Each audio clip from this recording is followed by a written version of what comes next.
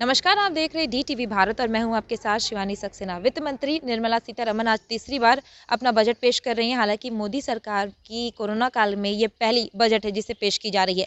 इस बजट की अगर हम बात करें तो शुरुआत में जब वित्त मंत्री वहां पहुंचती हैं तो उनके हाथ में लाल रंग की टैब सबसे पहले आकर्षण का केंद्र बनी रही। उस पर अगर हम देखें तो अशोक स्तंभ जो है वो बना हुआ था। हालांकि अभी तक हम ये देखते आए हैं कि बही खाता लेकर के वो वहाँ पे जाती थी, लेकिन इस बार डिजिटल मीडिया को वहाँ पे दर्शाया गया है। तो टैब के जरिए हम ये समझ सकते हैं कि जो डिजिटल मीडिया जो देश में बातें चल रही हैं उसको आगे बढ़ाने की ये भी एक पहल है, जिसके जरिए ये दिखाया गया है कि किस तरीके से हमारा देश आज डिजिटल मीडिया में आगे बढ़ चुका है। चलिए बात अगर करें उनके कुछ पॉइंट्स की, उन्होंने जो जो बातें वहाँ पे कही उस पर अगर हम एक नज़र डालें तो वहाँ पर सबसे पहले प्रधानमंत्री गरीब कल्याण योजना की अगर जहाँ तक बात हुई वहाँ पे 2.76 लाख करोड़ के आवंटन की बात कही गई।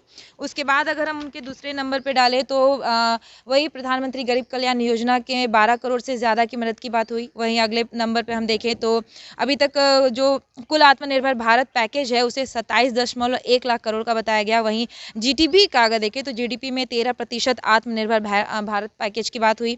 वहीं अगर हम आगे देखें तो एमएसएमई खनन टैक्स क्षेत्र में सुधार। उसके बाद देश में कोरोना मृत्यु दर सबसे कम। जी हाँ, निर्मला सीतारमण ने ये कहा है कि इस बार देश में कोरोना मृत्यु की जो दर है वो काफ़ी कम है। हेल्थ इंफ्रास्ट्रक्चर के बजट को भी बढ़ाया गया है। उसके बाद पीएम आत्मनिर्भर स्वस्थ भारत योजना की भी शुरुआत हुई। किसानों की आय दुगनी करने का भी लक्ष्य सरकार रख रही है। उसके बाद कोरोना वैक्सीन की अगर हम बात करें तो हमारे देश में अभी तक 2 कोरोना वैक्सीन आ चुके हैं, जिसके बाद अब 2 और वैक्सीन आने की बात कही गई है। उसके बाद अगर हम अगले नंबर पे देखें तो मिशन पोषण 2.0 की भी शुरुआत हो चुकी है। वहीं 17 नए इमरजेंसी हेल्थ सेंटर जो हैं वो भी खुलेंगे।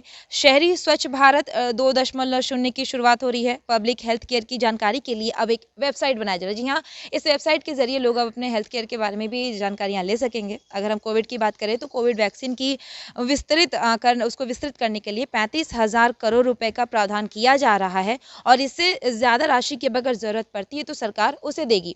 उसके बाद अगर हम देखें तो इस कार्य के लिए 1.37% से भी ज़्यादा की राशि उपलब्ध कराई जा रही है, जो कि पिछले वित्त वर्ष के मुकाबले काफ़ी ज़्यादा मानी जा रही है। वहीं अगर हम लोग दूसरे पॉइंट्स की बात करें तो पुराने वाहनों के लिए अब स्क्रैप पॉलिसी भी आने वाली है। जी हाँ, पुराने जो वाहन है उसको लेकर के भी वित्त मंत्री ने ये कहा है कि उन सभी के लिए अब स्क्रैप पॉलिसी भी आएगी। उसके बाद देखें तो रोजगार पैदा करने के लिए और बड़ा निवेश आमंत्रित करने के लिए मेगा इन्वेस्टमेंट टेक्सटाइल की भी योजना की शुरुआत की जाएगी, जो पीएलआई के अतिरिक्त होगी। इससे विश्व स्तर का इंफ्रास्ट्रक्चर जो है वो तैयार किया जाएगा। तो ये सिर्फ महज कुछ पॉइंट्स जो हैं वो हम आपको बता रहे हैं, जिस तरीके से क्या कुछ वित्त मंत्री निर्मला सीतारमण ने सदन ने कहा है। जाने से पहले हम आपको एक बात और बता दें कि कल शाम 4 बजे तक सदन की जो कार्यवाही है वो भी खत्म हो जाएगी। तो आज जो बजट पेश हो रहा है उसमें उन्होंने और क्या कुछ बातें कही हैं वो हम आपको अपने अगले वीडियो में ज़रूर बताने वाले हैं। तब तक के लिए बने रहिए हमारे साथ और देखते रहिए डीटीवी भारत। नमस्कार।